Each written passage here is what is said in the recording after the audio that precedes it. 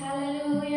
ദൈവസ്നേഹം എന്ന് പറയുന്നത് എക്സ്ട്രാവഗന്റ് ആണ്. അത് എവർ ലാസ്റ്റിംഗ് ലവ് ആണ്. ഹല്ലേലൂയ. ഇതുപോലെ ദൈവത്തിന്റെ സ്നേഹം ഒരിക്കലും ലോകത്തിന്റെ സ്നേഹമായിട്ട് നമുക്ക് ഈക്വൽ ചെയ്യാൻ പറ്റില്ല. കാരണം എന്താണെന്ന് വെച്ചാൽ ലോകത്തിലെ സ്നേഹം നമ്മളിൽ നിന്ന് എന്തെങ്കിലും ആഗ്രഹിച്ചുകൊണ്ടോ നമ്മളിൽ നിന്ന് എന്തെങ്കിലും നോക്കിക്കൊണ്ടായിരിക്കും ലോകത്തിന്റെ സ്നേഹം. എന്നാൽ ദൈവത്തിന്റെ സ്നേഹം എന്ന് പറയുന്നത് നമ്മുടെ മുടിയെ ഒരു നാല് മുടി വീണാലും നമ്മളെ കൃഷ്ണമണി പോലെ നമ്മളെ കാക്കുന്ന സ്നേഹമാണ് ദൈവത്തിന്റെ സ്നേഹം. ഹല്ലേലൂയ.